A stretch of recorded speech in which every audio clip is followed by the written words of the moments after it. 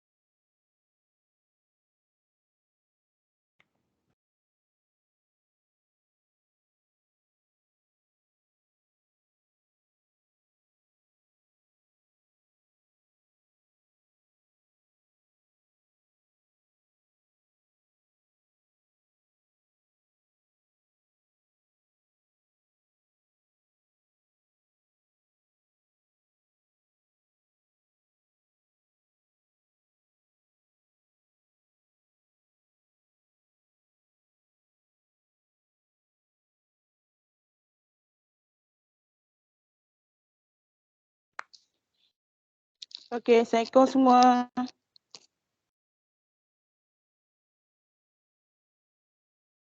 Assalamualaikum. Waalaikumsalam. Salam. Dah.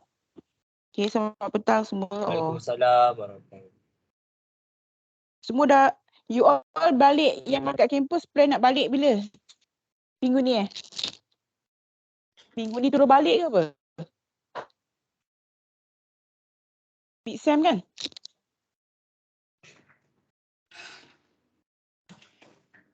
Semua kat rumah Okey, kita mulakan kita punya kelas dengan Ummul Furqan Al-Fatihah.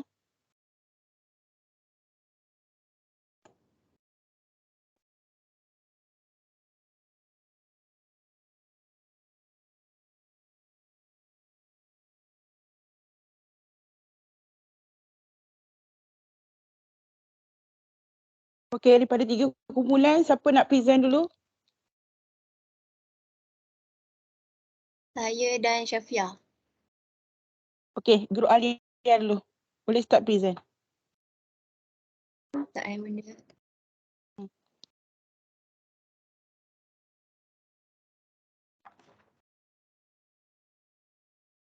Nampak tak? Nampak. Okey.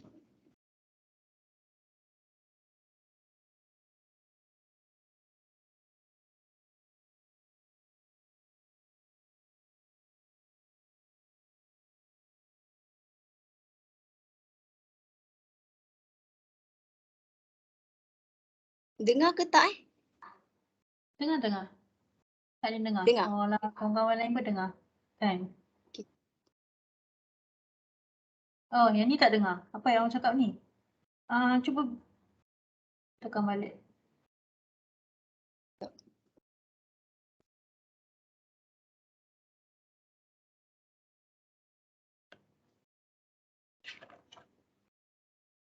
Dengar tak? Madam tak dengar.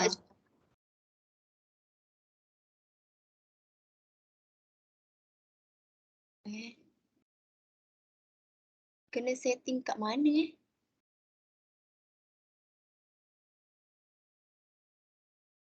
Setting yang masuk tadi ke keluar balik? Audio tu kena on.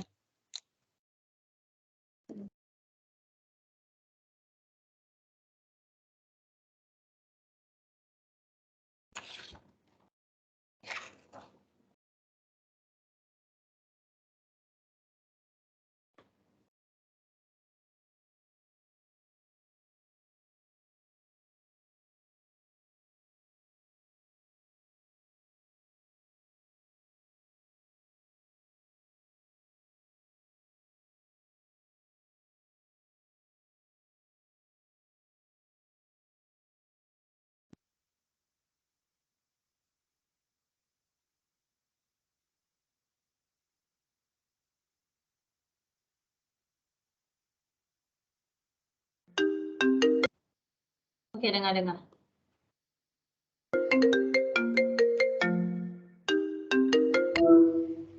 Sana, kenapa kau nampak muram je ni? Wina, aku ada masalah sebenarnya ni. Tapi aku takutlah nak share dengan siapa. Lah, kau boleh je share dengan aku. Mana tahu aku boleh tolong. Tak adalah, selama ni kalau aku ada masalah ke apa, memang aku pendam sendiri je. Yelah, kita tak tahu kan nanti manusia. Depan dia tenangkan kita, belakang mengatur pula. Ish, janganlah kau sangka buruk macam tu. InsyaAllah aku boleh tolong masalah kau ni. Aku ada masalah nak uruskan masa aku. Yelah, kita kan dah SEM 2, banyak benda nak kena buat. Nak catch up lesson plan, nak buat assignment lagi. Dah siap satu, tambah satu. Macam mana tak stres aku? Oh, macam tu. Sini aku terangkan apa maksud etika. Apa itu etika? Etika merupakan sesuatu yang berkaitan dengan bagaimana seseorang manusia itu bertingkah laku. Etika juga merupakan satu garis panduan yang digunakan bagi membantu seseorang itu menjalankan tugasnya dengan mengikut peraturan yang telah ditetapkan. Terdapat beberapa sifat kaunselor dan rakan sebaya. Saya akan terangkan sifat-sifat tersebut dengan menggunakan kad Apple A. Apa itu kad Apple A? C adalah untuk caring ataupun dalam bahasa Melayunya iaitu penyayang. U adalah understanding, iaitu memahami. T adalah trusting ataupun dipercayai. A ialah accepting. P ialah patience. P ialah positive. L ialah listening. E pula ialah empathy. A ialah assertive. Seterusnya, saya akan menerangkan tentang ciri-ciri kaunselor rakan sebaya yang beretika. Saya hanya akan menerangkan 3 ciri, antaranya ialah mesra dan senang bergaul, menerima dan sabar, bertanggungjawab dan amanah. Jadi, seorang kaunselor rakan sebaya perlulah mempunyai sifat mesra dan senang bergaul agar klien menunjukkan tanda-tanda seperti tidak malu untuk bersuara, selesa dan rasa diterima oleh kaunselor. Sifat mesra yang ditunjukkan oleh kaunselor memudahkan klien untuk meluahkan masalah yang dihadapi. Seterusnya, kaunselor mestilah menerima dan sabar. Penerimaan ini menunjukkan tiada nilai positif atau negatif yang ditunjukkan kaunselor. Di samping itu, kaunselor juga harus bersabar untuk memberi masa kepada klien menyesuaikan diri dan melayan karena klien. Akhir sekali, kaunselor seharusnya bertanggungjawab dan amanah. Memberikan bimbingan dan pertolongan merupakan amanah yang harus dipikul oleh kaunselor rakan sebaya dengan penuh kesungguhan dan rasa tanggungjawab. Yang pertama, tidak amanah. Contohnya seperti kaunselor itu tidak memelihara kesejahteraan psikologi dan fizikal klien dan juga tidak menjaga privasi klien itu. Yang kedua, tidak mempunyai empati. Contohnya seperti kaunselor itu langsung tak ada niat ataupun keinginan untuk membantu klien sama ada sebelum mendengar luahan ataupun selepas. 3. Tidak adil. Contohnya seperti kaunselor yang mengamalkan atau menggalakkan serta mempersetujui diskriminasi yang berasaskan agama, jantina, status ataupun kecacatan fizikal dan mental klien.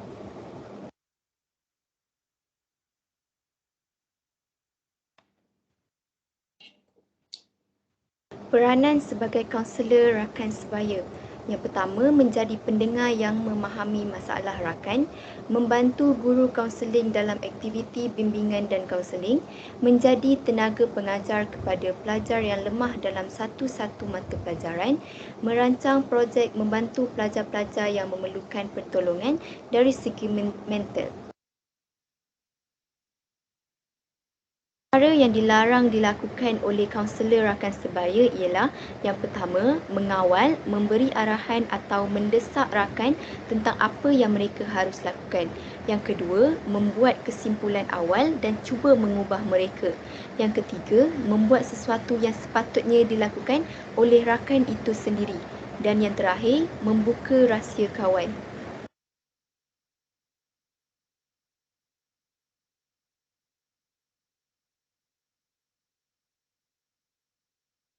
Next kita orang ada buat quizzes. So boleh join lah guna kod ni.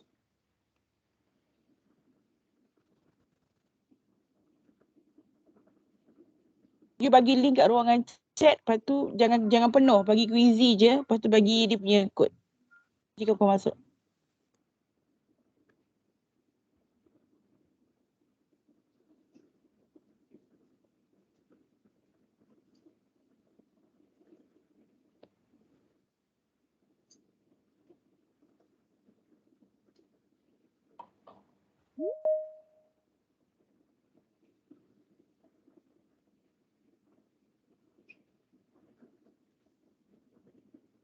Sekejap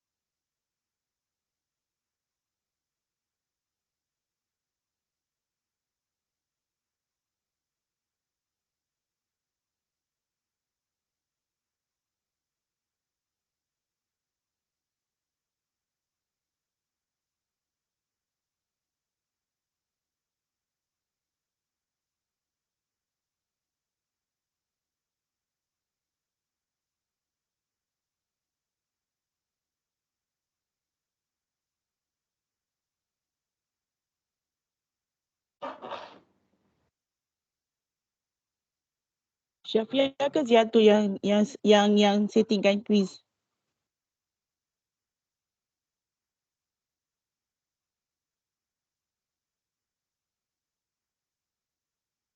Zana yang tu, yang present sekarang ni. Okey.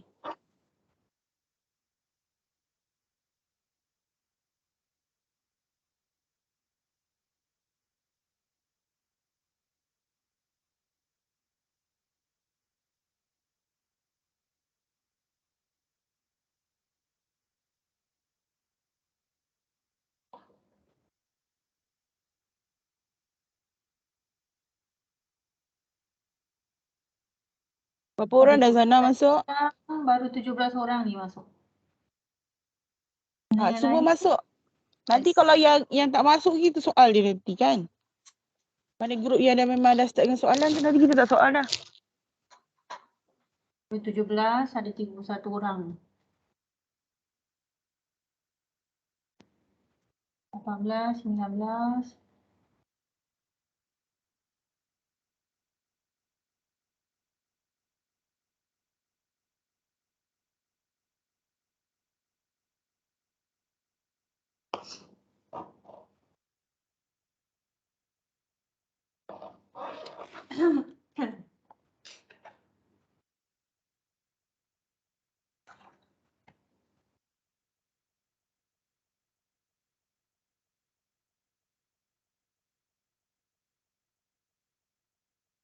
Enam orang, 5 orang lagi.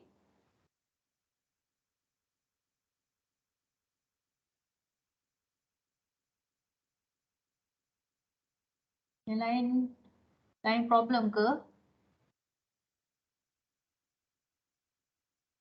Yang lain problem tolong tulis di ruangan chat supaya kita tahu. So far ada 31. Oh, ada yang tak datang juga ni Lin. Dia tak datang. Ada seorang tak datang. Seorang tak datang kan?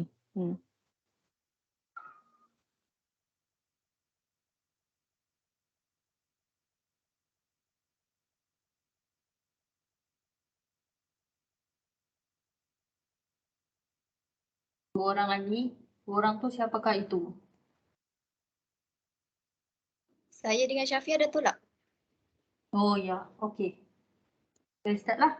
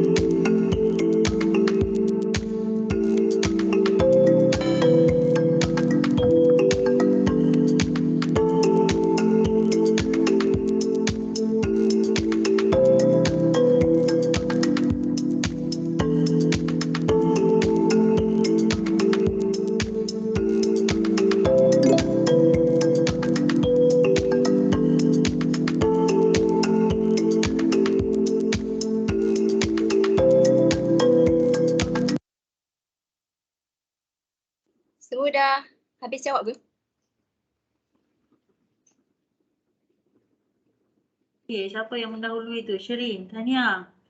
Okey. Tahniah. Tahniah Shirin. Mana Tahniah Shirin? Shirin. Ada ke? Ada saya. Saya dengan Nik. Okay, congratulations semua. Okay, mungkin Zana boleh, you all boleh nampak soalan yang betul dengan salah tak? Okay, mungkin Zana boleh tunjuk, terangkan semula soalan-soalan dia. Nak terangkan Terangkan jawapan dia, nanti barulah kita nampak sahih kemenangan tu. Okey, untuk yang pertama, apakah yang dimaksudkan dengan etika? Yang jawapan dia yang first, tingkah laku dan garis panduan bagi seseorang untuk menjalankan tugasnya mengikut peraturan yang telah ditetapkan. So yang kedua, mengapakah sifat understanding amat penting dalam kaunseling? Macam understanding ni maksudnya memahami masalah rakan.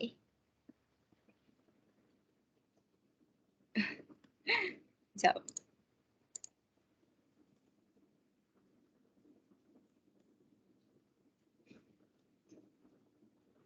Lah, tunjuk dulu nama-nama pemenang tu.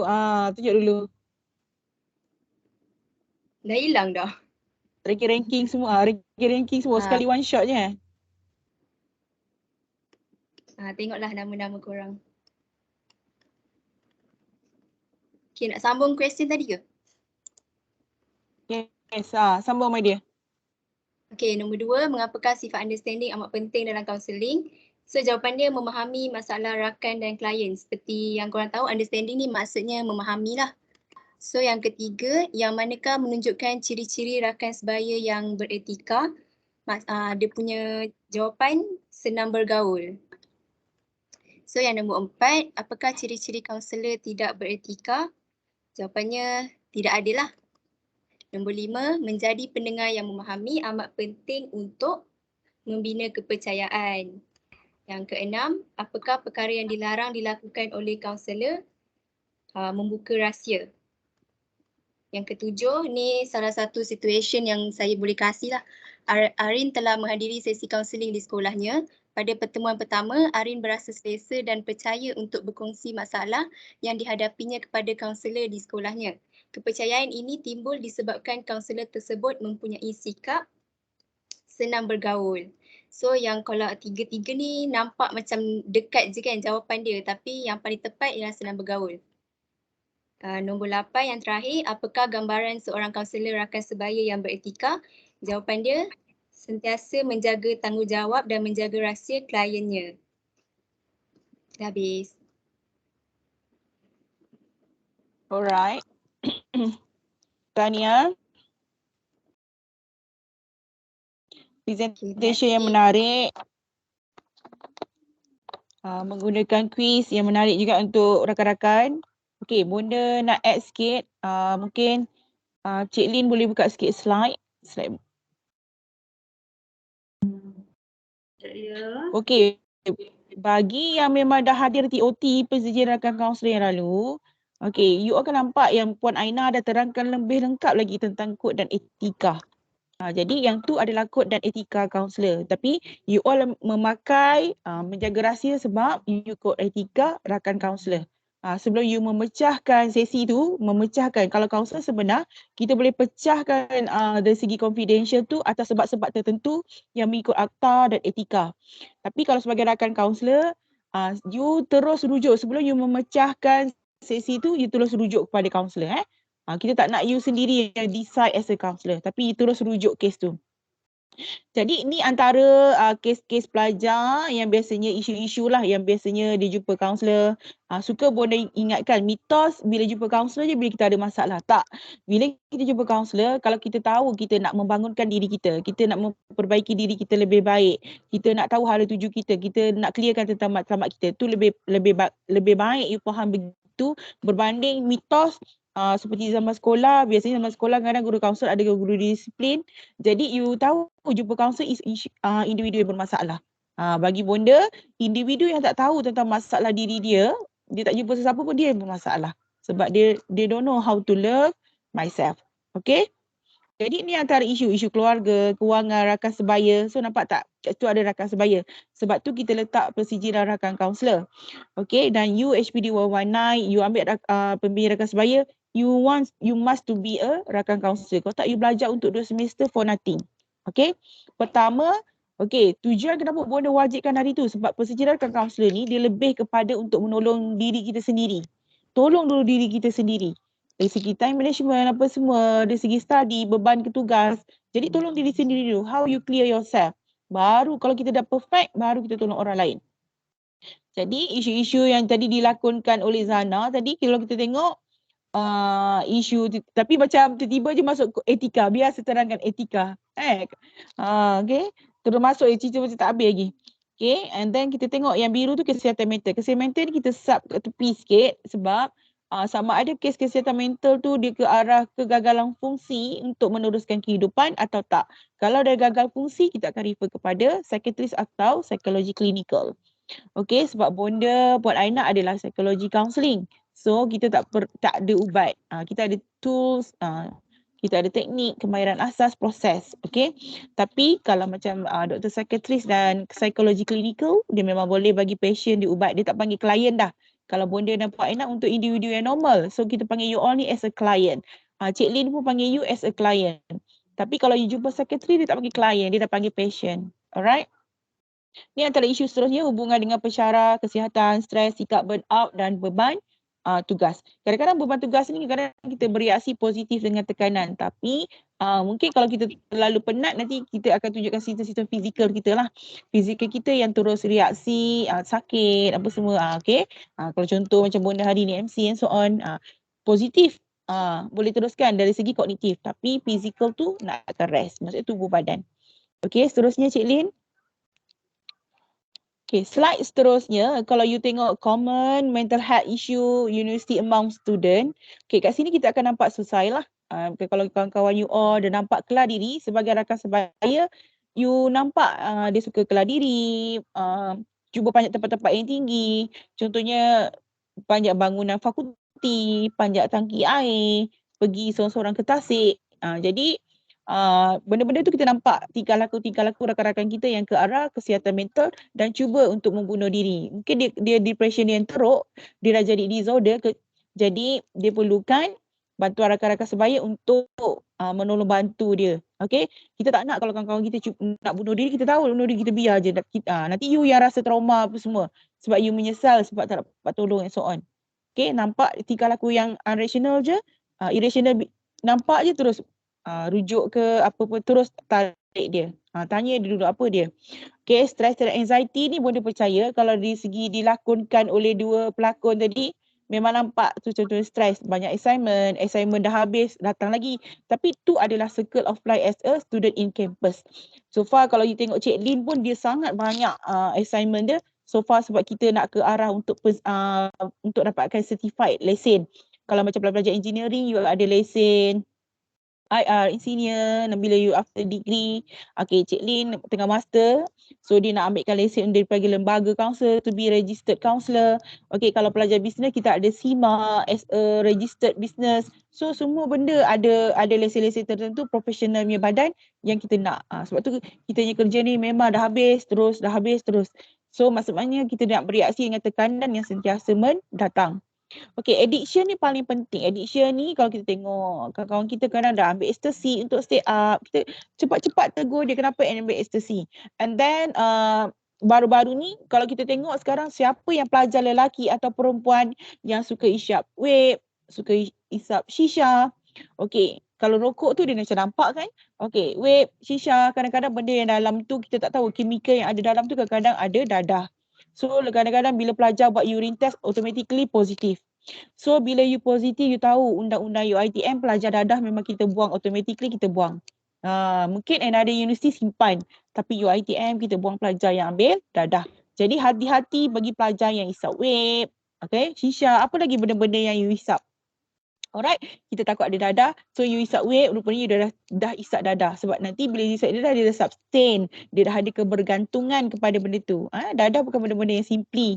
Sebab tu orang cakap tak naklah bonda makan ubat takut ni bergantungan. Tapi kalau ubat-ubat mental, ubat-ubat kesihatan adalah untuk kita jadi lebih positif. Tapi dadah tu nanti terus jadi negatif. Yang mana you nak? Okay, and then ada juga rakan-rakan kita, ada juga addiction dari segi porno. Porno ni kalau dia tengok cerita porno, beli barang-barang porno, beli shopping, Lazada, Shopee, semua beli barang-barang porno. Jadi hati-hati sebab you live campus ni memang banyak cabaran. Sebab ke atas tadi, antara contoh-contoh masalah pelajar adalah persekitaran tempat belajar. Maksudnya macam mana kita pilih kawan-kawan kita? Kalau kita pilih negatif, negatif lah kita. Kalau kita pilih positif, positif lah kita insyaAllah. Tapi kalau kita ni positif, cuba nak bantu negatif, make sure kita cukup kuat. Kita takut cas negatif tu lagi kuat daripada cas positif. And then kalau kita tengok antara mental health student self-injured lah. Injury. Contohnya dia cederakan diri dia. Cuba nak bunuh diri, apa semua, nak kelah, buat tattoo. Pelajar-pelajar UiTM pun kerap buat tattoo di tubuh badan. Sebab mungkin nak, pertama is trend. Kedua, mungkin dia nak rembeskan ketekanan tu melalui tattoo. Sebab tattoo kan sakit kan buat kan. Jadi dia buat tattoo. Alright, kalau pelajar non-Bumi Putra tak ada masalah. Kalau di Sarawak ke Iban, that's dia punya lifestyle. Tapi kalau pelajar Islam buat tattoo, something wrong somewhere. Okay, yang kelima adalah learning disability. Jadi ni antaranya maksudnya kegagalan fungsi you, bereaksi nak pergi kelas tak nak, dia dah jadi sleep disturbance. Maksudnya nak tidur je contohnya. Nak tidur je sebab tu kadang masalah student di universiti adalah suka tidur. Tak kisahlah ODL ke, face to face ke, still tidur. So tak datang kelas. Sebab tu kenapa bonda sangat make sure you all datang kelas. Sebab bonda tak nak ada penyakit sleep discipline. Kadang-kadang ada pelajar beritahu bonda tadi lepas pukul 3 tertidur, terus tertidur tak masuk kelas. Ada macam tu. Kawan-kawan kejut pun tak bangun. Jadi ni antara kes-kes pelajar lah. Mungkin kes-kes you all lain. Contohnya pembangunan diri, nak dapatkan pointer tinggi, nak dapatkan anugerah Naik Chancellor, tak apa. Terus boleh berkongsi dengan dengan bonda, Puan Aina ataupun Kak Lin buat masa sekarang. Seterusnya. Ni seterusnya. Ni you all semua dah tahu, kita ada kongsi to you. Ini adalah antara proses. Tadi kalau bonda tengok tadi rakan awak present sebagai rakan sebaya 3 perkara. Apa tadi Zana yang awak cakap? Ke Syafia? Apa yang awak cakap tadi? Hello? Presenter? Ya, yang mana? Tadi. Sebagai rakan sebaya perlu you terangkan, kata Syami nak terangkan etika 3 perkara je. Ingat tak? Recall balik apa you present? Tak ingat?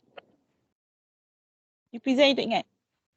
So, sebagai rakan sebaya, yang pertama kita cuba nak menjadi pendengar je. Menjadi pendengar pada rakan-rakan lepas tu memberi pandangan dan bimbingan. Nampak tak? Dan bimbingan. You bukan counselling. Walaupun you rakan sebaya, you bukan memberi pandangan dan counselling. No. You adalah memberi pandangan dan bimbingan. Support. Maksudnya pengalaman you kongsikan dengan rakan-rakan. Tapi kalau dia di bawah daripada you tak boleh nak settlekan, you terus rujuk kepada kaunselor. Jangan buat assumption sendiri. Rujuk kepada kaunselor ataupun rujuk kepada profesional di luar. Contohnya kita ada klinik-klinik swasta, klinik-klinik kerajaan yang mempunyai kaunselor dan psikiatris. You boleh refer rakan awak ke sana juga. Kita ada kalau macam government, kita ada LPPKN. Kalau tak nak jumpa pun dengan Puan Aina. Tapi UiTM ni dah bayar gaji kami untuk support you all. Gunalah kami. Tak nak kami pun contohnya pelajar lelaki, nak kaunselor lelaki. Jumpa bonda, saya nak jumpa kaunselor lelaki. Bonda boleh referkan awak pada kaunselor lelaki seluruh sistem di UiTM. Awak pilih mana satu. Okay, so jelas tak? Okay, apa dia punya ni? Ingat balik, menjadi pendengar, memberi pandangan dan bimbingan dan merujuk. Okay, so seterusnya slide. Okay, bonda nak sebut nama sebab bonda nak tengok yang datang hari tu, yang datang kosong-kosong sikit-sikit. Okay, seterusnya, okay, Hana Masila tak apa. Okay, Nurin Alisha dan Nurin Alisha. Nurin Alisha? Nurin Alisha Adriana? Ada. Okey. Awak sebut saya berjanji tu, semua baca semua. Baca balik. Sebab awak tak full day gitu kan. Awak baca yang saya berjanji yang atas tu, yang 4 tu, 4 Roman tu. Baca semua. Saya berjanji. Fungsi rakan sebaya adalah saya berjanji. Saya berjanji menjadi rakan yang peka kepada perasaan orang lain dan keadaan sekeliling. sebagai salah satu sumber rakan untuk mendapat bantuan, sebagai penghubung kepada khidmat bimbingan dan kaunseling seperti membuat rujukan jika perlu, menjadi rakan kaunselor yang bersikap terbuka, yakin dan percaya diri, berasa selesa dan berempati. Okay, thank you Alisha. Okay, seterusnya boleh nak panggil yang tak full hari tu Nak make sure attending you dapat full jugalah. Ana Masela sebab sekejap lagi nak present. Okay, Suhail. Suhail ada tak Suhail? Suhail Yaakob ada? Suhail Yaakob? Suhail Yaakob tak datang ke? Tak datang lagi? Suhail Yaakob? Tak ada dah? Tak ada nama dia, tak Okey. ada. Tak ada Din? Tak ada. Dia kenapa motivasi pelajar ni tiba-tiba jatuh? Dulu tinggi motivasi dia. Okey, seterusnya yang tak full day Aina Maziah. Aina Maziah? Ya. Okey, baca yang kedua. Fungsi rakan kaunselor, saya yakin. Macam tu. 5 Roman tu. Okey, baca. 5 Roman. Tak, saya yakin. 1, 2, 3 Fungsi tu kan tulisan rakan Roman. kaunselor. Saya menyedari bahawa bukan semua masalah boleh diatasi. Saya yakin tu, dekat saya yakin. Menerima rakan.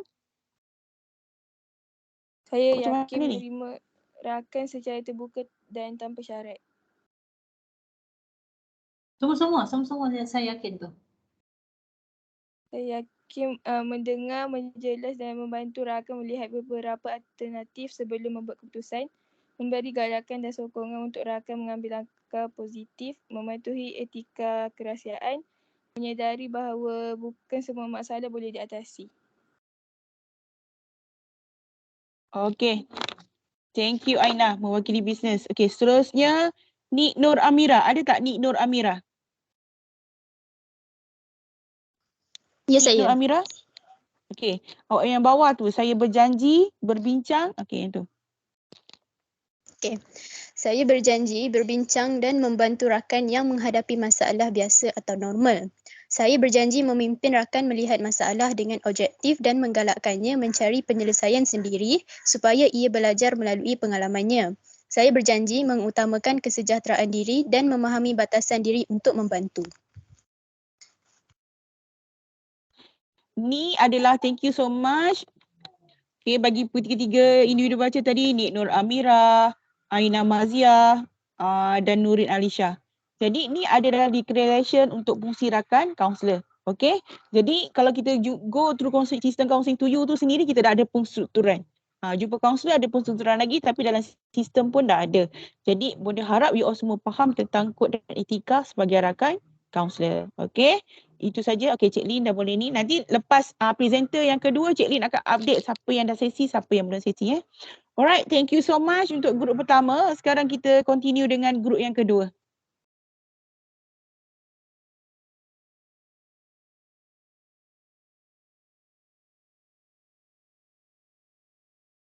Grup kedua. Okey, Hafizatul. Okey, ready tak? Buka sound tak tadi?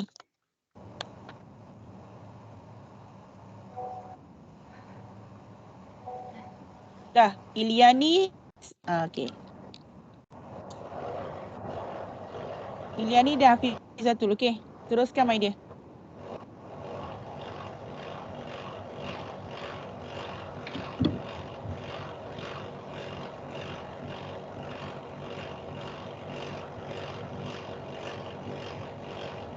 Bunyi kipas sayang, bunyi kipas.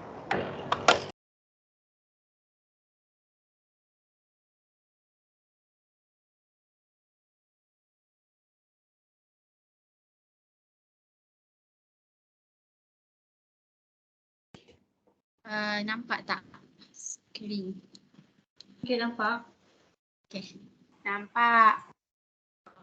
Sekejap. Okey. Okey, Assalamualaikum.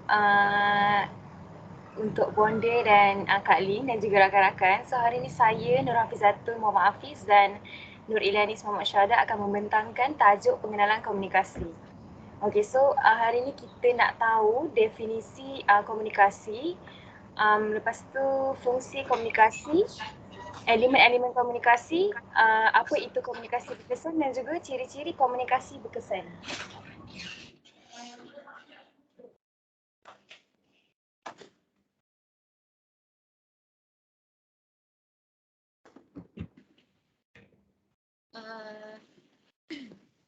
Okey, yang pertama kita akan dengar tak? Yes, dengar. Okey, yang pertama kita akan go through kepada definisi. Okey, maksud komunikasi ini ialah proses penghantaran dan pertukaran mesej antara pengirim dan penerima. Komunikasi ini berasal daripada bahasa Latin iaitu communicatio yang membawa maksud berkongsi, mengambil bahagian dalam sesuatu. Sekejap ya. Okey, komunikasi ialah sesuatu aktiviti di mana dua orang berinteraksi antara satu sama lain untuk mendapatkan maklumat atau merancang sesuatu aktiviti tersebut. Pada peringkat permulaannya, komunikasi dimulai dengan idea-idea abstrak yang terkandung dalam pemikiran seseorang untuk mencari data atau mencapaikan informasi yang kemudiannya disusun dan dikemas menjadi satu maklumat dan disampaikan secara langsung maupun secara tidak langsung menggunakan bahasa berbentuk kod visual, kod suara dan kod tulisan. Kod visual ni seperti iklan lah. Kita tengok iklan tu pun kita komunikasi, kita komunikasi juga. Okey.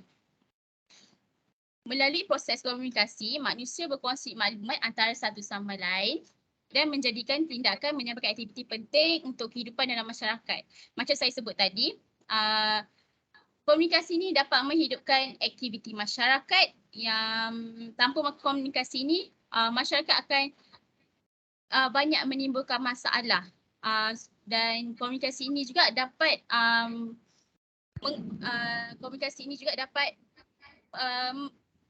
dengan komunikasi masyarakat dapat menyelesaikan sesuatu masalah dan pemimpin juga dapat tahu punca sesuatu itu berlaku. Proses ini juga dimulai dengan adanya topik perbincangan. Okey, komunikasi ini berlaku apabila sesuatu topik perbincangan ingin dibahaskan oleh penerima dan juga pengirim. Okey, seterusnya kita akan pergi kepada fungsi komunikasi.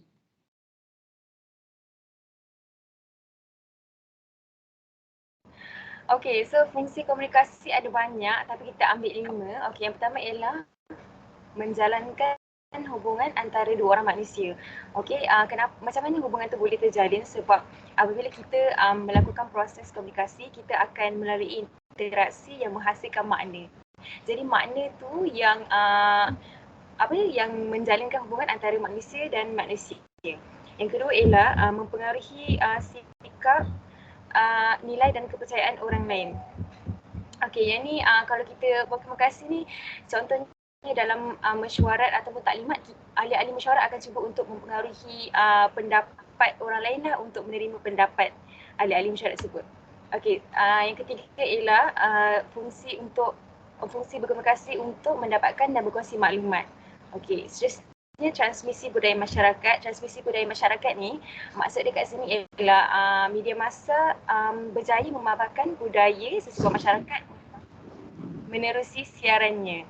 Okey, so kita dapat tahulah yang dekat Malaysia ni terdapat pelbagai bangsa. Walaupun kita ada pelbagai bangsa tapi kita still boleh mengamalkan dasar toleransi dan perpaduan.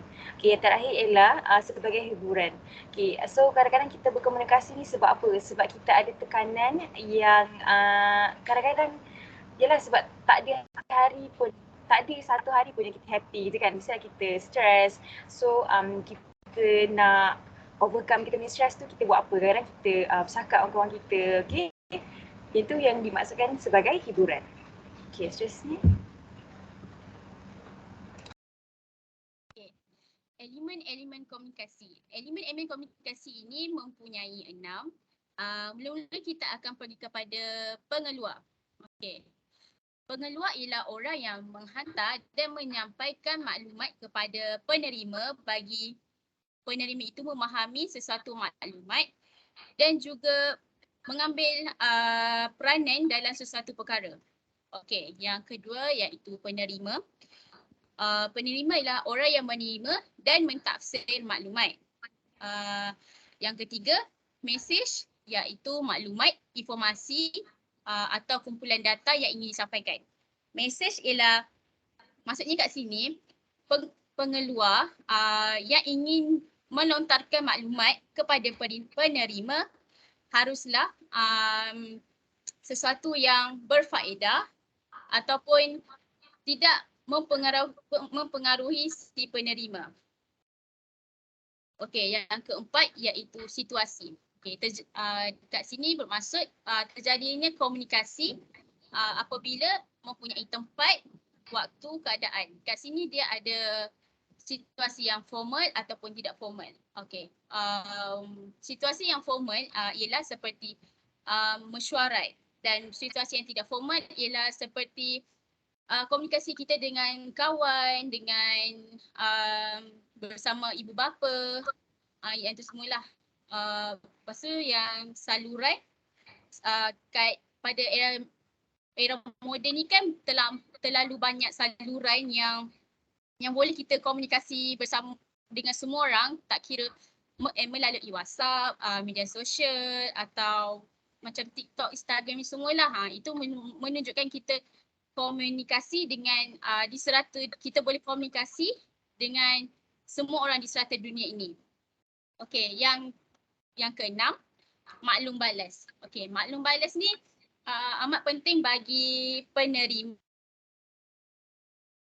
luar. Okey, maklum balas ni ialah reaksi penerima terhadap mesej yang dihantar. Okey, penerima ini haruslah memberi reaksi kepada pengeluar bahawa dia faham dan boleh memberi pendapat kepada pengeluar. Okey, pengeluar ni, maklum balas ni pun penting kepada pengeluar bahawa dia dapat mengetahui bahawa penerima itu dapat mesej dia dan memahami serta dapat memberi kerjasama kepada dia untuk melontarkan informasi-informasi yang selanjutnya.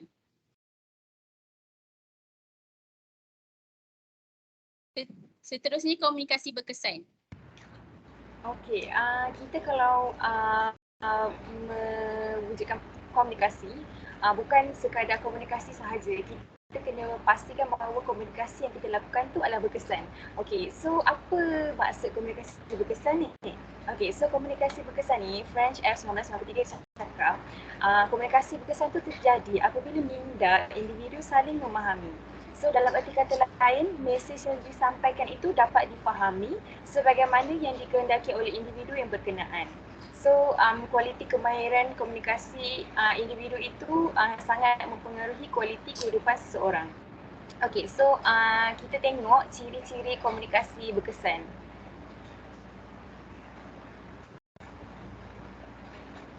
Okey, so ciri yang pertama ialah menjaga kepercayaan sasaran. Menjaga kepercayaan sasaran ni maksudnya ialah kita nak bercakap tu kita kena cakap dengan jujur lah supaya kita dapat kepercayaan orang lain. Okey, sebab macam mana kita nak wujudkan komunikasi yang berkesan kalau kita menipu. So kejujuran tu penting lah apabila komunikasi tu dilakukan. Okey, yang kedua ialah ciri kefahaman. Okey, ciri kefahaman ni ialah apabila orang yang mendengar dia memahami kata-kata. Okey, maksudnya si penerima tu dia kena fahamlah apa yang penyampai cuba sampaikan. Okey, yang ketiga ialah ciri keseronokan. Kadang-kadang kita ni berkomunikasi bukan untuk menyampaikan maklumat semata-mata. Okey, kita kadang-kadang bercakap ni untuk mencari keseronokan lah, macam sebagai hiburan. Okey. Lepas tu wujudnya tindakan kesusulan. Okey. Komunikasi juga kadang-kadang orang tu berkomunikasi untuk apa? Supaya ada tindakan yang dilakukan. Contoh dekat sini, seorang jual berkomunikasi dengan pelanggan disebabkan dia mahu orang itu membeli barang yang dijual olehnya. Okey.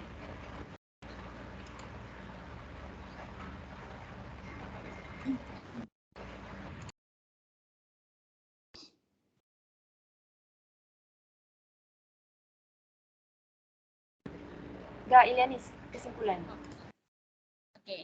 Okey, kesimpulannya apa yang boleh dirumuskan oleh komunikasi ini ialah komunikasi ini ialah elemen penting dalam kehidupan bagi masyarakat dan manusia untuk mewujudkan sesuatu aktiviti tanpa masalah dan dapat menyelesaikan masalah itu dengan lebih detail, dan maklumat itu haruslah sahih dan sah untuk penerima untuk memahami dan juga memberi reaksi tersebut. Okey, untuk mencapainya, kita perlu menguasai kemahiran komunikasi secara berkesan. Sekiranya kita boleh menguasainya dan mempraktikannya, ia akan membantu kita mencapai kecemerlangan dan potensi tertinggi diri. Okey, kat sini saya suggestkan semua masyarakat perlulah menguasai kemahiran komunikasi supaya kita dapat berkomunikasi dengan lebih positif dan tidak menyakiti hati orang lain dan dapat mengelakkan masalah berlaku. Okey, lepas ni kita akan go through kepada video.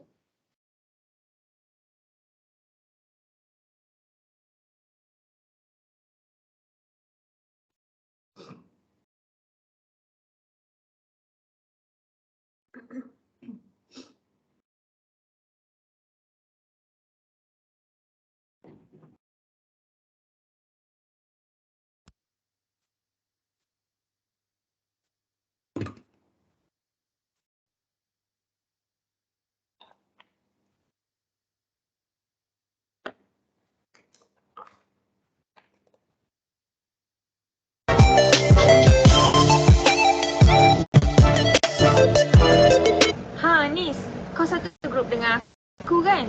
Kau tahu kan yang kita ada assignment nak kena submit nanti? Ya, tahu. Aku tahu tajuk tu. Baikkan tugasan ni, kau nak yang mana satu? Sebabkan kita ada 4 isi yang nak kena buat, nak kena masukkan. So kau nak buat isi 1, 2, 3 atau 4?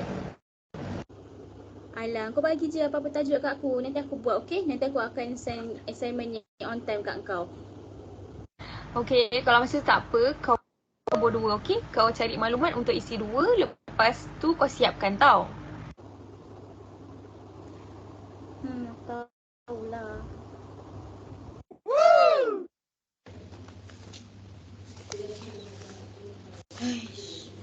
Macam mana ni? Aku dah tak faham assignment ni. Apa nak kau buat ni? Sekarang kau si Jaja ni kan takut dia busy pula. Itulah kau. Hari tu sombong sangat, tak nak bagi respon. Ish lah. Kenapa lah kau disombong sangat? Macam mana pula sekarang ni? Semua part orang sudah siap. Part kau je belum. Anis, aku nak minta part kau boleh tak? Sebab lagi 2 hari je dah nak due di assignment. Kita orang semua dah siap, tinggal nak compile je. Jaja, sebenarnya kan aku nak minta maaf sebab aku tak siap lagi part aku. Lagi pun aku tak faham pasal assignment ni pasal apa. Pas aku research pasal assignment ni tapi tak jumpa juga maklumat. Aku pening lah. Sorry. Kau tak siap lagi part kau?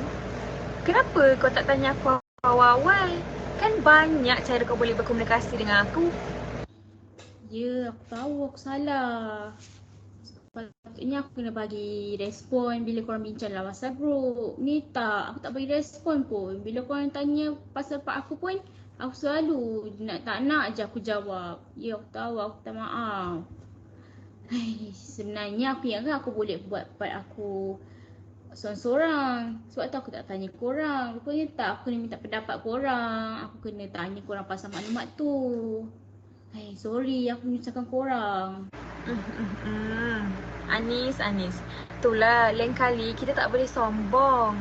Okay, sebab itulah pentingnya berkawan dan berkomunikasi. Supaya tak jadi macam sekarang, engkau pun tak akan rasa menyesal. So lepas ni kalau orang ada bagi apa-apa maklumat, engkau kena dengar tau. Kau kena dengar dengan baik, kau kena beri respon yang baik.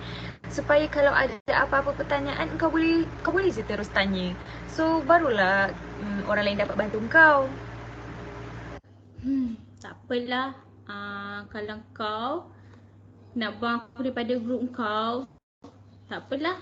Buang je lah, nanti aku cakap dengan lecturer.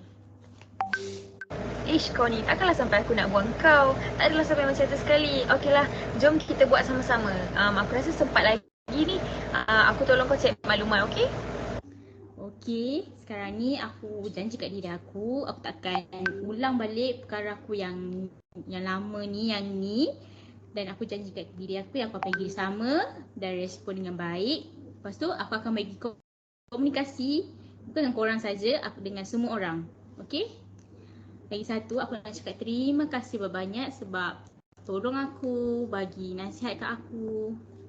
Terima kasih. Okey, sama-sama. Jom.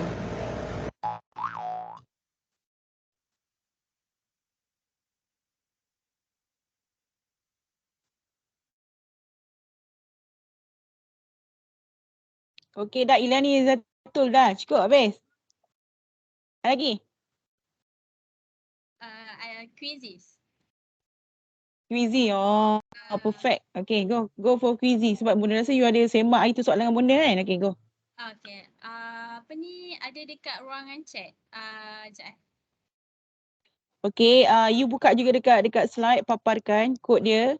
Sebab kita takut masuk grup lain. Masuk Quizzy tu terus masuk kod Okay. Okay. Okay. Sekejap. Okay ni.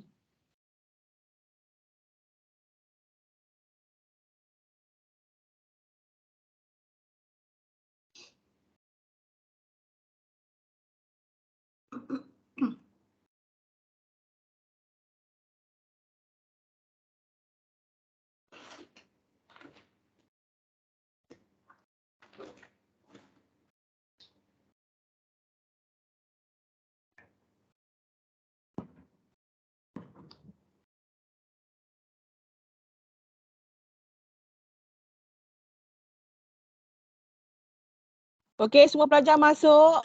Sebab kita tak buka soalan kalau tak masuk ni kita soal ni. So make sure semua masuk. Quizzy, Kahoot, Padlet, antara benda-benda yang mudah lah. Slido, antara link-link yang mudah untuk kita buat game untuk rakan-rakan. Okay, semua masuk. Berapa orang dah masuk tu, Lin? Belum lagi. Masih kosong. Okay, join Quizzy, kod dia 593188. Raja, terus. Masuk.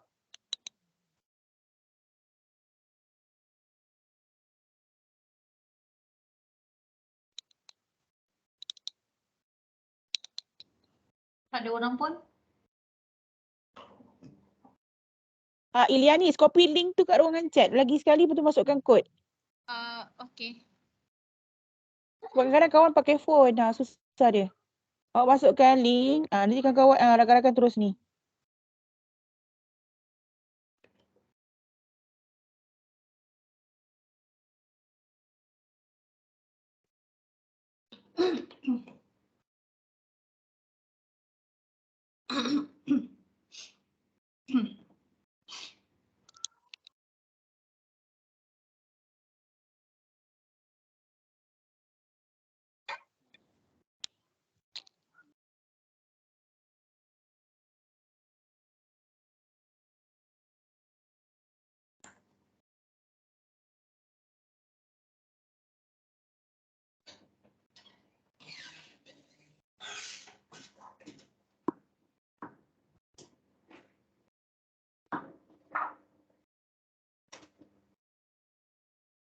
Okay, berapa dah masuk? Tak ada orang lagi dah, bonda. Pelajar ada ke tak ni dalam grup ni? Ada bonda. Pelajar? Ramai dah masuk Bonda. dah. Ada 20 Ada orang. masalah tak nak masuk? Tak, Tiga orang? dah masuk dah, dah Dah masuk dah. ada 20 orang. Oh, mungkin saya pergi internet slow kat bonda. Betul. Cuba Cik Lin sini masuk hujan lah. bonda.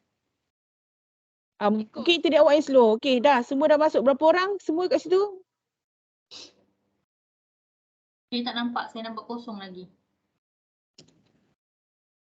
Mungkin macam dia cakap, mungkin Cik Lin kena masuk juga. Sebab yang tukang owner tu yang lain slow.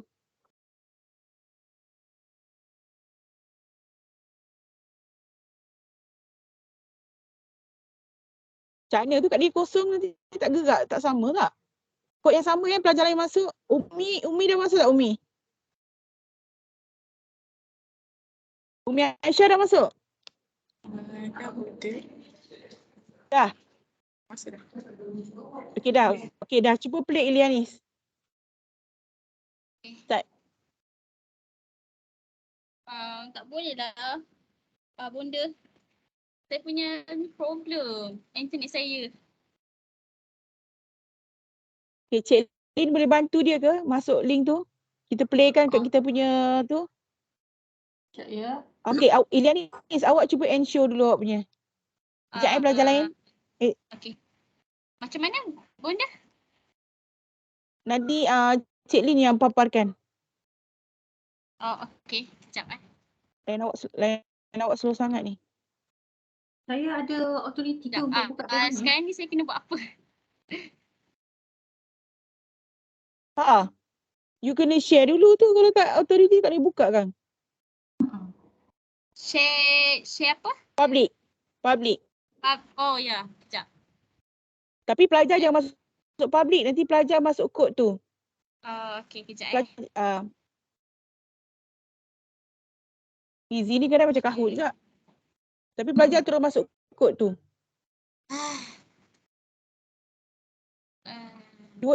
You all pakai device yang sama ke? Ilianis punya line pun tak okey Tadi Hafizatul kan? Tak boleh juga? Tak boleh jugalah bonda. Itulah you kena sharing. Kau tak boleh, kita tak boleh nak play kan? Okay.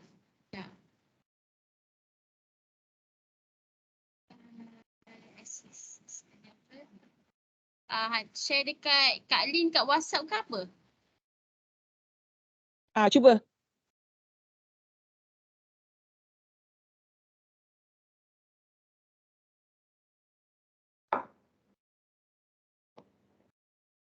Jangan ambil masa sikit sebab Kak Lin nak kena buka WhatsApp web lagi.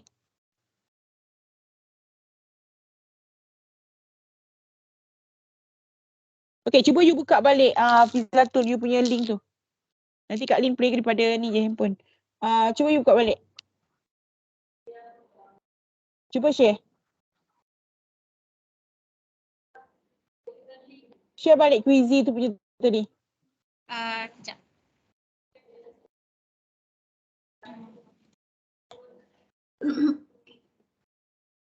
Okay, so far Ilianis dengan Hafizatul boleh tengok presentation dia menarik, amazing and wonderful. Sebab dia banyak info-info yang dia dah study tentang komunikasi, pengenalan komunikasi ni lebih detail. Jadi untuk para pelajar, sambil-sambil ni para pelajar, komunikasi yang masa sekarang paling penting adalah komunikasi dengan pensyarah. Sebab kita dah minggu ke berapa, kita dah nak exam, kita nak midterm, lepas midterm dah sibuk quiz dan exam. Jadi macam Kak Lin pun akan habis bulan 6, you all pun akan habis bulan 6. Jadi, you all make sure kena komunikasi yang berkesan dengan pensyarah. Okay, termasuk dengan bonda. Kadang-kadang you mesti miscommunication sebab you tak ada komunikasi dengan saya. You tak datang, you diam. Lepas tu saya memang terus bagi kosong lah. Tapi you tak boleh nak ambil hati perkara macam tu sebab komunikasi tu yang memang tak ada. Alright? Jadi, last minute ni dah hujung-hujung minggu, tolong komunikasi dengan pensyarah dengan baik. Okay, beritahu pensyarah apa masalah you, kalau ada masalah lain ke, masalah nak siapkan assignment ke. Sebab kita tengah minggu memberi markah pelajar sebelum kita upload markah you ke dalam sistem. Bila kita dah upload dalam sistem, sistem SIN dah generate, kita dah tak boleh nak correction balik dah. Okay, jadi ingat komunikasi dengan pensyarah di minggu-minggu akhir ni sangat penting. Kalau tengok Cik Lin walaupun dia belajar master, dia sentiasa komunikasi dengan pensyarah dia. Tu yang master level. Lagi kan kita ni pelajar yang level baru peringkat diploma. Jadi tolong jaga komunikasi yang berkesan bersama pensyarah. Okay. So berjaya ke tak tu? Ke kita cuba lepas ni lah. Kita cuba lepas ni awak punya Quizlet. Kita bagi the next group present dulu. Boleh? Saya boleh buka. Tapi sekejap saya Okay. buka dia boleh.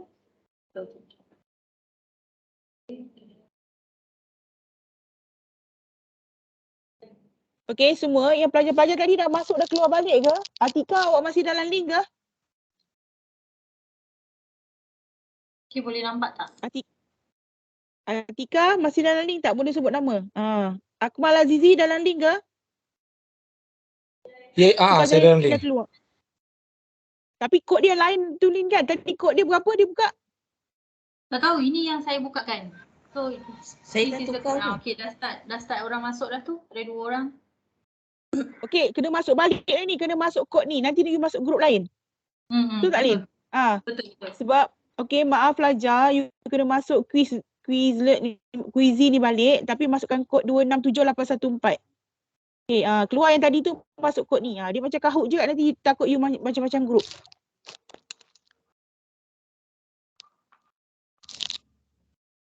Boleh? Boleh. Okay, thank you my dear semua. Okay, kita tengok tu bergerak lagi 16, 17, 18. Terus sampai 30. 29. Apa tadi? 27 orang.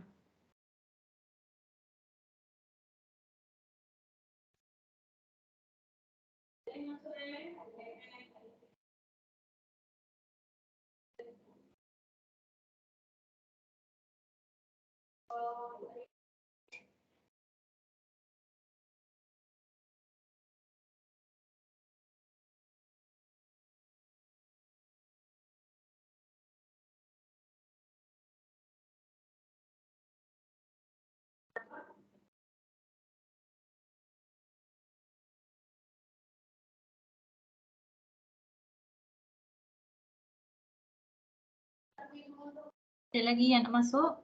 2 orang lagi.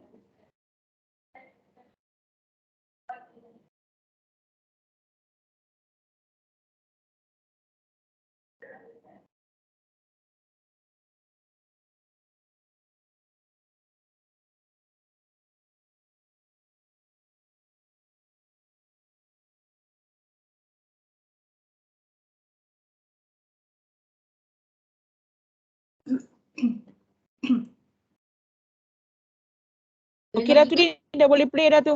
Boleh play lah. Boleh.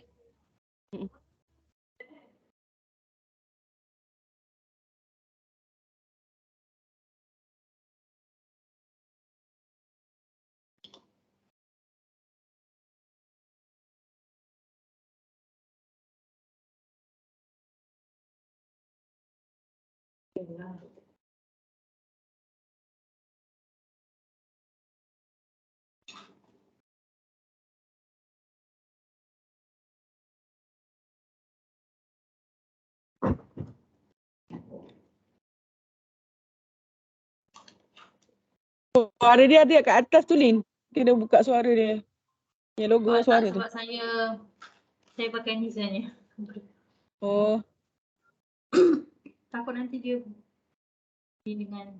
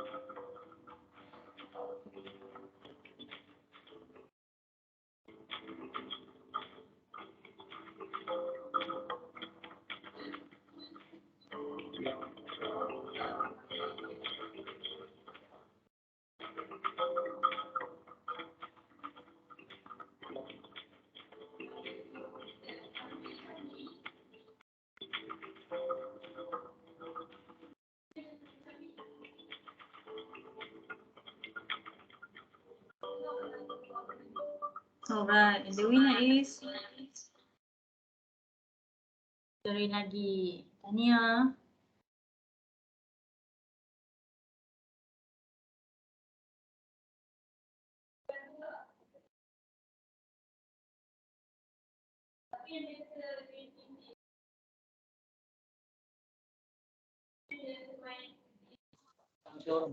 Alright, congratulations semua.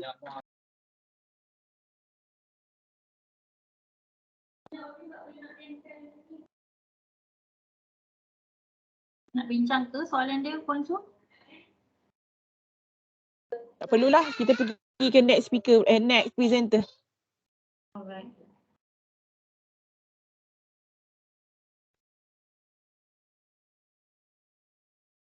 Bonda dah boleh mula ke? Okay dah. Okay, thank you. Nanti Cik Lin akan off dia punya sharing. Tak off lagi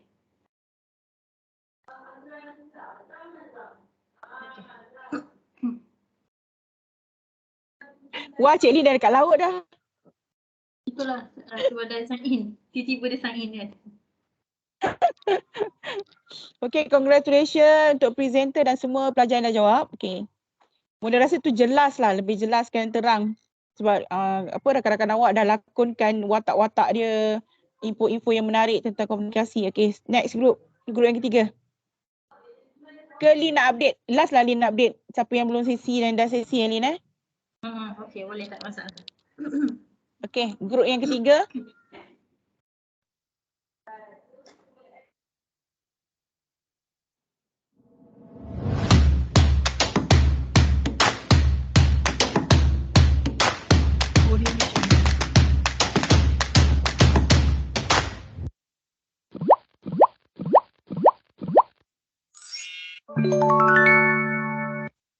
It's like a Polaroid love 다 촌스러운 그 감정 근데 내 가슴이 뛰어 when I Assalamualaikum dan selamat sejahtera saya ucapkan kepada semua. Hari ini saya, Hana Marcella dan juga Nik Rabiatul Adawiyah akan mempersembahkan topik yang telah diberikan kepada kami iaitu jenis-jenis komunikasi kepada semua. Definisi komunikasi. Mengikut dunia moden pada masa sekarang, komunikasi merupakan nilai-nilai teras untuk membuat hubungan antara satu sama lain. Kerana komunikasi ialah satu proses untuk pertukaran informasi ataupun data untuk kefahaman di antara penghubung. Jenis-jenis komunikasi. Seperti yang diketahui, manusia merupakan makhluk sosial yang memerlukan manusia lain untuk hidup. Dalam menjalinkan hubungan, manusia melakukan interaksi dengan cara berkomunikasi. Komunikasi memainkan peranan yang penting agar manusia dapat menjalinkan suatu hubungan baik di antara satu sama lain. So sebenarnya jenis-jenis komunikasi ni ada banyak, akan tetapi pada hari ini kami hanya akan mempersembahkan 5 daripada banyaknya jenis komunikasi, iaitu komunikasi formal, komunikasi informal, komunikasi non-formal, komunikasi verbal dan komunikasi non-verbal. Kita mulakan dengan komunikasi verbal. Secara umumnya, komunikasi verbal merupakan komunikasi yang berbentuk secara lisan ataupun secara tulisan. Komunikasi verbal berupa kata-kata yang diucapkan secara langsung yang lebih dikenali sebagai secara face to face. Maksudnya, komunikasi verbal ni terdapat dua bentuk. Yang pertama adalah secara lisan dan yang kedua adalah secara tulisan. Secara tulisan tu dengan menggunakan perantara media. Komunikasi verbal melalui tulisan boleh dilakukan dengan menggunakan media seperti surat, postcard, chatting-chatting di media sosial dan banyak lagi. Jadi, untuk lebih menjelaskan lagi tentang komunikasi verbal ni, saya dan Hana Marcella akan melakonkan komunikasi verbal dalam bentuk secara lisan. Selamat pagi, selamat datang ke Hotel Concord Kuala Lumpur. Apa yang boleh saya bantu? Saya telah memesan sebuah bilik pada hari ini di bawah nama saya Rabiatul. Bolehkah awak mengeja nama tersebut kepada saya untuk kepastian? Semestinya boleh. Rabiatul. Oh ya, awak telah pun menempah bilik utama untuk 3 hari 2 malam. Adakah ini benar? Yes, benar. Jadi ini kunci awak. Nombor bilik awak ialah 123 yang berada di tingkat 8. Awak boleh naik ke bilik awak dengan menggunakan lift yang telah kami sediakan di sebelah sana. Oh, okey. Terima kasih. Sama-sama, semoga hari awak baik-baik belaka. Kemudian, lepas kita dah faham maksud komunikasi verbal, kita kena faham pula apa maksud komunikasi non-verbal. Komunikasi non-verbal ni dia terbalik pula macam komunikasi verbal. Komunikasi verbal dia lebih kepada komunikasi yang berbentuk secara lisan ataupun tulisan. Tapi kalau komunikasi non-verbal ni dia tidak langsung menggunakan kata-kata. Komunikasi non-verbal boleh dikenal pasti melalui ekspresi muka, gerak isyarat dan poster menyeluruh. Sebagai contoh untuk lebih faham adalah dengan menggunakan bahasa tubuh seperti mimik wajah. Contohnya kalau saya geleng kepala, maksudnya saya tidak setuju ataupun saya menolak sesuatu yang ditawarkan. And then gerakan tangan dan juga intonasi suara. Kalau tiba-tiba orang tu macam meninggikan suara, so maksudnya ia adalah petanda bahawa orang tu tengah marah. Jadi ini adalah contoh lakonan komunikasi non-verbal. What size? Alright, 3 venti lattes. Would you care for a pastry?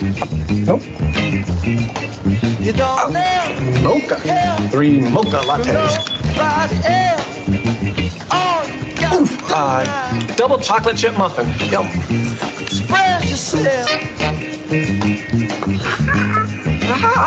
You want 3 Paul McCartney CDs. Awesome. I love the Beatles. They are my life. Whatever you do. Assassination. Abraham Lincoln. You, me, gun, shoot. 3 shots. I know, I'm a little slow today. All right, so 3 lattes, 3 mochas, double chocolate chip muffin, and 3 shots. No assassinations. Oh, and 3 Paul McCartney CDs. That's gonna be 6812.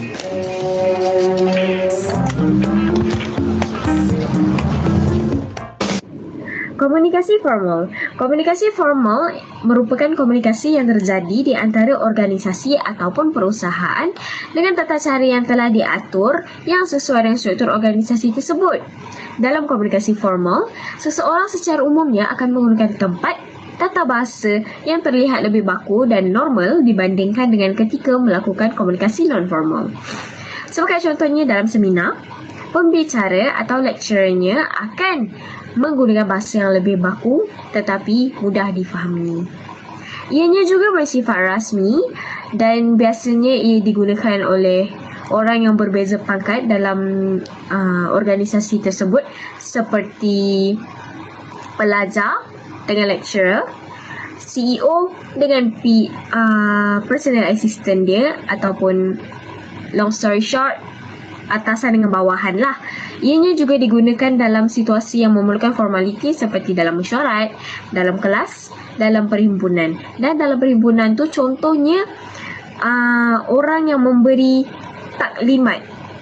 Macam guru kita di sekolah menengah dan rendah dululah. Mereka akan menggunakan bahasa yang formal untuk menyampaikan maklumat tersebut.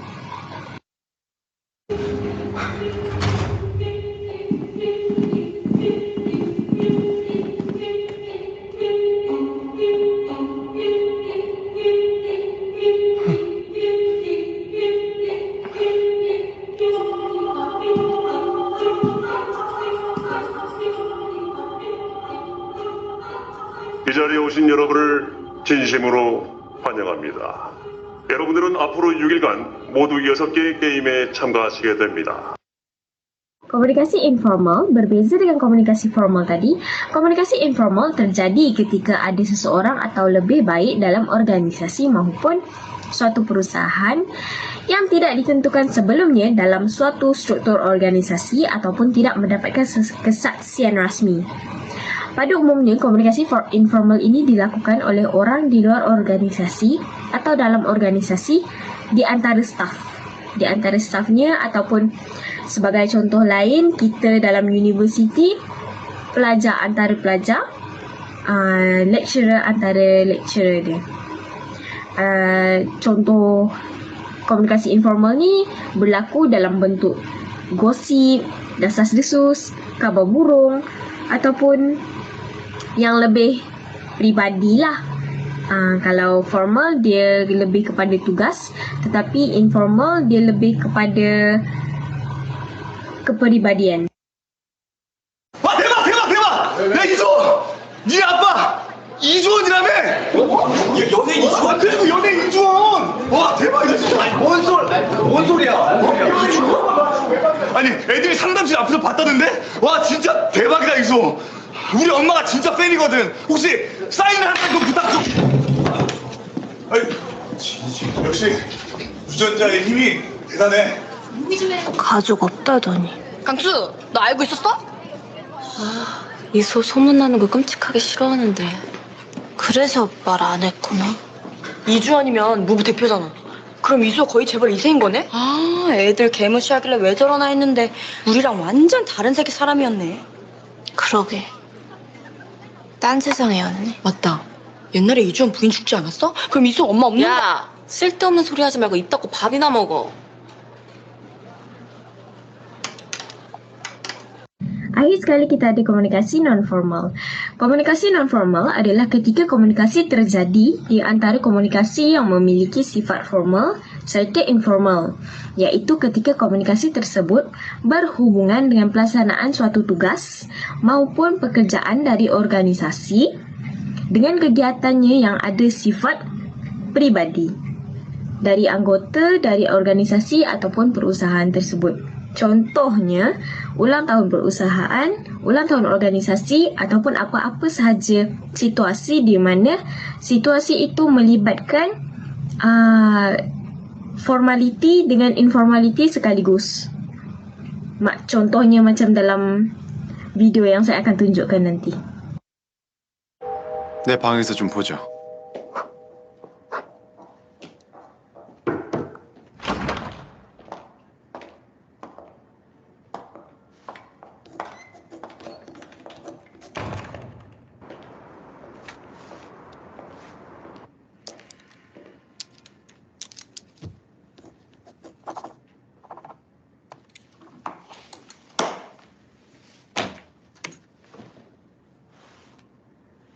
간밤에 잠 못 잤나 봐요? 네? 예, 뭐. 그렇게 자신감이 넘칠 땐 언제고 내심 걱정됐나 봐요. 해고당할까 봐. 어떠한 결정하시든 달게 받겠습니다. 마음에 드네요. 그 자세.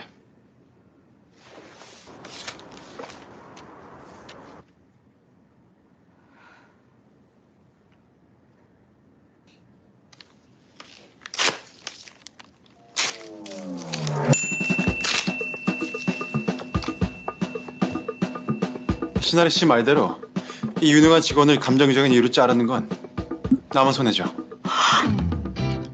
감사합니다. 정말 이 한번 부서져라 열심히 일하겠습니다. 감사합니다. 그럼 퇴근 후에 봅시다. 내가 대회비를 준비하고 있는 신제품 프로젝트가 있어서. 퇴근 퇴근 후요. 불만입니까? 그 방금 전 몸이 부서져라 열심히 일하겠다는 직원은 어디 갔죠? 아니요. 여기 있습니다. 네, 그럼 이따 뵙겠습니다. 감사합니다, 사장님.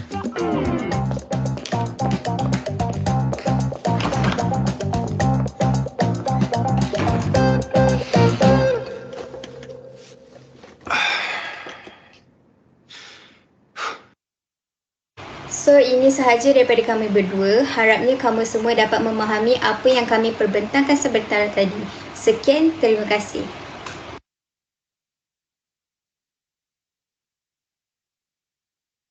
Okay, Nick, Hana, dah habis dua tu? Okay, Betul, tapi congratulations, wonderful sharing. Sempatlah kita tengok cerita K-pop sekejap. Menarik, ada movie yang boleh join juga cerita macam tu. Okay. Senyum Encik Lee kita boleh memang tengok K-pop juga, terutama ketika laundry dan melipat baju untuk mengelakkan tertidur ketika lipat baju kan, kena layan K-pop. Okay, jadi congratulations untuk semua speaker. Boleh nampak the last minggu ni alhamdulillah tiga presenter telah present dengan bagus dan menarik. Maksudnya you dah prepare, you dah study, assignment yang you buat pun betul. Jadi alhamdulillah. So berbaloi lah bila selalu kena marah tu kan, berbaloi kan. Kan Cik Lee, kalau kita tengok presenter hari ni bagus kan. Slide pun dah nampak matang, cara penyampaian pun lebih confident. InsyaAllah next semester kalau kita dah jumpa secara face to face tu, lagi boleh nak enhance you punya skill dari segi confident level.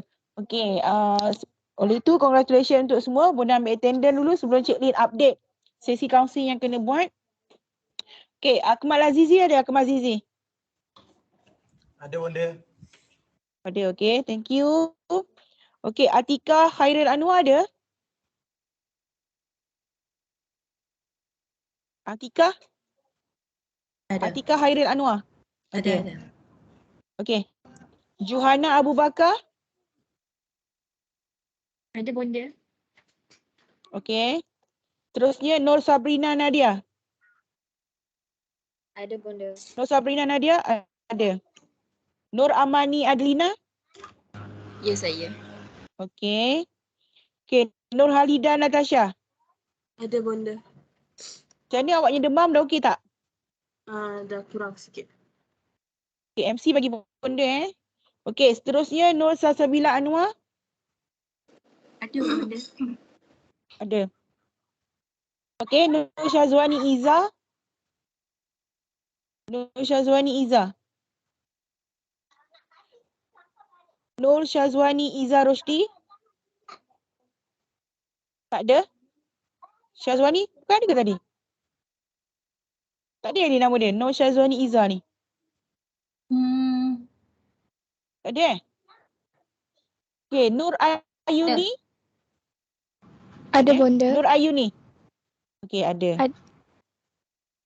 Tu siapa tu yang ada tu? Syazwani ke Ayuni? Ayuni. Ayuni, betul. Okay, Nur Hanani? Ada benda. Ada. Okay, Nurul Najwa? Nurul Najwa Azlin? Ada benda. Okay, seterusnya Putri Ishka? Ada benda. Sekejap.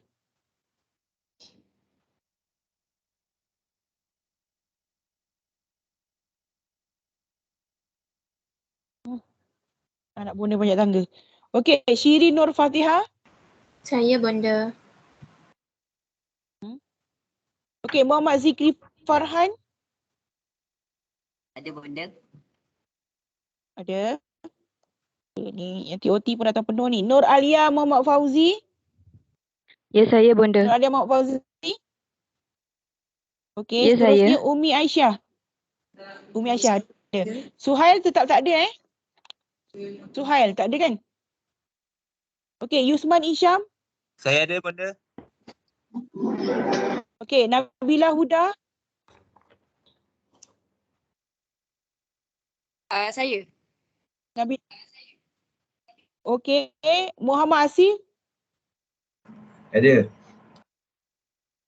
Okay, Asif, memandangkan awak datang TOT 3 straight full, bonda rasa you bermotivasi dah kan? Okay, so you boleh buat sesi kaunseling dengan Kak Lin Ke awak nak dengan bonda? Awak belum sesi kaunseling kan? Belum. Dengan Kak Lin. Okay, Nur Alia. Ya, bonda. Nur Alia. Okay, Ya, dan. bonda. Okay, dan. Jadi, congratulations untuk semua yang tak TOT tu, okay. Ada yang MC demam, okay. Dimaafkan ada kerja kahwin. Kadang-kadang sebenarnya bonda pun pergi kerja kahwin on that day. Sempat je sebenarnya. Kan? Kena manage masa betul-betul. Bukan kita nak jadi pengantin pun. Kalau orang kahwin, kita bukan sibuk nak duduk kat pelamin pun. Contohnya macam tu. Alright. Jadi congratulations untuk semua presenter. Selamat bercuti untuk minggu depan. Jaga keselamatan awak ketika bercuti. Okay, bagi yang belum selesaikan assignment untuk sesi kongsi bersama Kak Lin. Okay, Kak Lin akan update selepas ni. Make sure you buat sesi counselling Okay, Lin boleh update lah. Okay, selamat petang adik-adik. Kak Lin cuma nak update yang tidak langsung buat sesi atau tidak langsung buat appointment dengan Kak Lin So far, alhamdulillah ramai yang dah buat. Ada 4 orang saja kalau ikutkan termasuk Asif tadi 5 orang lah. So Muhammad Ziki Farhan, Nur Alia binti Muhammad Fauzi, Yusman dan juga Nik Nur Amira. So boleh contact Kak Lin untuk setkan masa. Sebab sekarang ni makin ramai, sesi makin banyak, so you kena berebut-rebut jugalah untuk dapatkan tarikh tu. So insyaAllah Kak Lin available daripada hari Ahad sampai hari Jumaat. Kalau you nak buat online, nak buat physical, hari Jumaat insyaAllah Kak Lin boleh datang ke campus. Cuma hari Sabtu tu sampai pagi je Kak Lin boleh buat online sebab petang tu nak rehat. Itu je lah waktu yang Kak Lin rehat adalah pada Sabtu, petang dan malam. Sabtu petang tu sampai malam. Itu pun sebab nak catch up with the report, dengan assignment, dengan thesis. Yang lain tu insyaAllah kalau you all ada masa, kalau boleh buat secara fizikal lagi best. You boleh experience dia punya sesi counselling tu macam mana. Right? Okay, thank you Nazin. So you akan dapat environment yang baru sebab sesi counselling bersama Kak Lin ni sampai bulan 6 ni je. Nanti semester depan dah sesi counselling bersama dengan bonda je. Jadi rebut peluang. Mana yang tak sempat tu nanti memang akan buat sesi counselling dengan bonda. Sebab bonda nak, bukan you all punya kelas je, kelas B pun sesi counselling juga. Jadi sebab tu Kak Lin cakap tadi masa dia penuh sebab berebut juga dengan pelajar-pelajar daripada kelas B. Alright. Mana tak sempat nanti buat sesi counselling dengan bonda. So far Asif boleh pilih nak buat dengan bonda ataupun buat dengan Kak Lin. Awak malu-malu dengan bonda boleh buat Kak Lin dulu. So far Kak Lin boleh share lah kalau macam pelajar datang boleh jumpa sesi dia rasa awkward, rasa takut tapi selepas sesi tu dia rasa suka kan. Kalau boleh nak datang lagi kan. Betul tak Lin? Yes, sebab betul. macam biasalah tak kenal. So far ada seorang yang dah tamatkan sesi dia. Okay, alhamdulillah. So Kak Lin akan buat 2 sesi bersama you all, 2 atau 3 sesi. Jadi kadang-kadang benda ni tak kenal maka tak cinta. Sebab bila dah buat sesi tu suka sebenarnya, seronok. Dia bukannya seperti mitos yang macam orang suka sesi counselling ni macam penjenayah. No. Sesi counselling is fun actually. Sebab tu kalau kita tengok barat daripada sekolah rendah dia, sekolah macam 5 orang student dah ada 1 kaunselor. Sebab tu dia orang punya pencapaian bezalah. Negara-negara maju ni kita tengok beza dengan negara-negara kita yang kita ni negara membangun. Okay, thank you so much untuk semua. Jangan lupa solat, kontak ibu bapa, jaga adab dan moral bersama pesyarah. Adab dan moral bersama ibu bapa dan orang lain supaya kita sentiasa disayangi, tidak dibenci dan sebagainya. Okay, assalamualaikum semua. Bonda. Thank you. Happy holiday next week. Ya. Happy holiday semua. Syazwani Isa tu ada tadi. Itulah bonda nampak macam nama dia ada. Okay, Syazwani ada bonda okay. Bonda cancelkan yang kosong tadi. Tadi bonda tak kosong dah. Okay. Terima kasih bonda. Thank you my dear. Okay, right. Bye. Assalamualaikum semua. Thank you bonda. Alright, bye. Happy holiday. Thank you Lin. Lin pun tak sihat, kena pergi check up. Walaupun Kak Lin tak boleh Okay.